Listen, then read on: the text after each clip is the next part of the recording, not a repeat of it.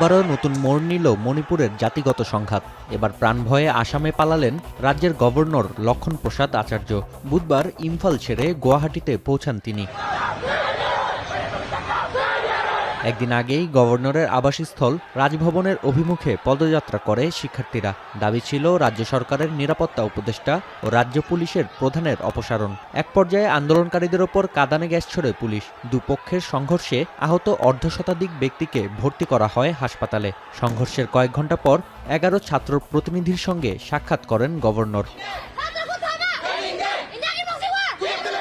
5 দিনের জন্য ইন্টারনেট বন্ধের নিষেধাজ্ঞা কার্যকর আছে ভারতের উত্তর পূর্বাঞ্চলীয় রাজ্যটিতে।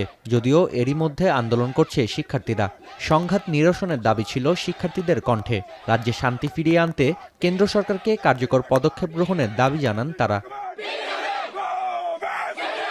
हम लोग वार के साथ दूं या हम लोग पढ़ाई करूं, क्या करूं? हम इस दोनों में तो कौन सा साइड दूं हम लोग?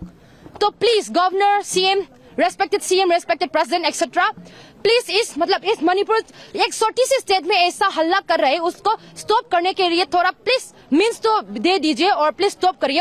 অনির্দিষ্টকালের কারফিউ জারি রয়েছে 3টি জেলা, ইম্ফল ইস্ট, ইম্ফল ওয়েস্ট ও থৌবালে। এতে করে বন্ধ রাখা হয়েছে দোকানপাট। বৃহস্পতিবার পর্যন্ত বন্ধ শিক্ষা প্রতিষ্ঠান। জরুরি প্রয়োজন ছাড়া ঘর থেকে বের হচ্ছেন না কেউ।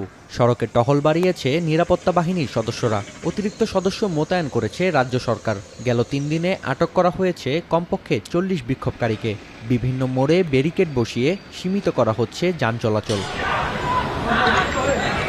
1 বছরের বেশি সময় ধরে চলা মেইতে ও কুকি সম্প্রদায়ের সংঘাত নতুন মোড় নেয় সেপ্টেম্বরের শুরুতে। বিচ্ছিন্নতাবাদীদের ড্রোন ও বন্দুক হামলায় কয়েকজন নিহতের পর পাল্টা হামলায় ব্যস্ত 2 সম্প্রদায়ের বিচ্ছিন্নতাবাদীরা।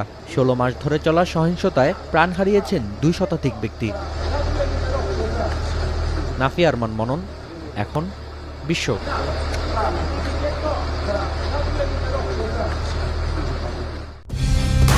কালার এক্সপার্ট, জর্জ স্যাপ এবং মাইল্ড অন হ্যান্ডস টেকনোলজি সমৃদ্ধ অরিক্স ক্রিস্টাল ওয়াশ আপনার লন্ড্রি এক্সপার্ট।